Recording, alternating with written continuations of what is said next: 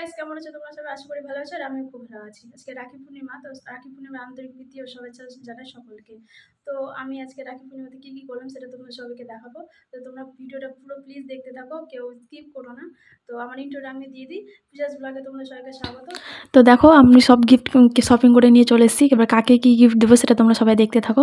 তো পুরোপুরি ভিডিওটা দেখো। এখন ছোটো ননদ বড়মশাইকে রাখি পরিয়ে দিচ্ছে, ও রাখি পরানো হবে, তারপরে আমরা যাবো দাদুকে রাখি পরাতে। তো মেজো ননদের বিয়ে হয়ে গেছে, তার জন্য মেজো ননদ এখনও আসেনি, ও শ্বশুরবাড়িতে আছে।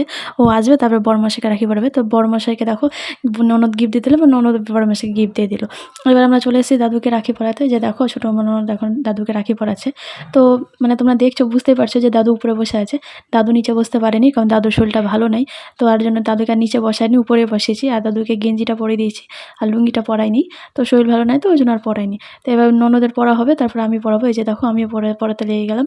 তারপরে দাদুকে পড়ানোর পর আমরা যাবো মেজো দেওয়ার, দুটো দেওর আছে, মেজো দেওয়ার আর ছোটো দেওর, ওদেরকেও রাখি পরাবো। তো আমার দুটো দেওর, তাই দুটো দেওরকে রাখি পরাই।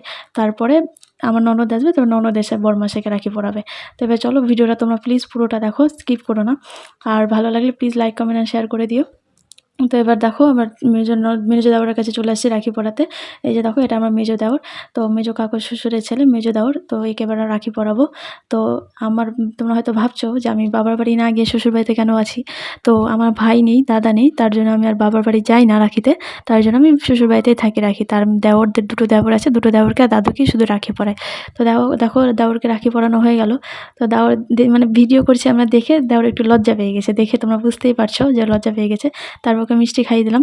তো মিষ্টি খেতে বেশি চাইছিল না, মানে সারাটা দিন মিষ্টি খেয়েছে তো অনেকটা, তার জন্য আর মিষ্টি খেতে বেশি চাইছিল না, তো অল্পই খাইয়েছি। তারপর ওকে মিষ্টি খাওয়ানোর পর ওকে জল খাইয়ে দিলাম। তারপর ওকে দেখো এবার চকলেট দেবো আমি, চকলেটটাও দিয়ে দিলাম। তারপর ওকে ওর গিফটটা যেটা আছে সেটাও দিয়ে দিলাম। তারপর ওকে গিফটও দিয়ে দেওয়া হয়ে গেছে। এবার যাবো ছোটো দেওরকে রাখি পরাতে। এই যে দেখো আমার ছোটো দেওর চলে এসেছে রাখি পরাতে। ওও খুব প্রচণ্ড লাজুক। ও তো ছোটোবেলায় আমার কাছে রাখি পরতো না, যখন ও ছোটো ছিল তখন আমার বিয়ে হয়। তো আমাকে দেখে খুব লজ্জা পেতো, রাখি পরতে যাইতো না, চকলেটও নিত না, গিফটও নিত না, কান্নাকাটি শুরু করে দিত, কাকিমা ধরে বেঁধে রাখি পরাতো। তো এবার বড় হয়েছে একটু, তার জন্য দেখো নিজে নিজে রাখি পরছে, মিষ্টিও খাচ্ছে, গিফটও নিয়েছে। এবার জিজ্ঞাসা করছে যে গিফটে আবার ওকে কী দিয়েছি। তো খুব ভালো লাগলো তার জন্য। এটা হচ্ছে আমার ছোটো দেওর, দেখছো না কত কিউট একদম, হ্যাঁ কিন্তু লাজুক খুব। তো এরপরে ওকে রাখি পরানো হয়ে গেলে আমি বাড়ি যাবো। তারপরে আমার মেজো ননদ আসবে, ও এসে বড়মাসাইকে রাখি পরাবে। তারপরে আমাদের রাখিটা পুরোপুরি কমপ্লিট হবে। মেজো ননদ বিয়ে হয়ে গেছে, তো তার শ্বশুর বাড়িতে থাকে, তো আসতে একটু দেরি হবে, এটা স্বাভাবিক। তো ওই যে দেখো এবার মেজো ননদ ফোন করেছিল চলে আসবে। তো দেখো মেজো ননদও চলে এসেছে, এবার বড়মশাইকে রাখি পরাচ্ছে। এবার আমাদের রাখিটা পুরোপুরি কমপ্লিট হলো। তো এবার ভিডিওটা তোমাদের কেমন লাগলো প্লিজ জানিও, আর লাইক কমেন্ট শেয়ার করে দিও। আর ভিডিওটা এখানে শেষ করছি। Okay bye.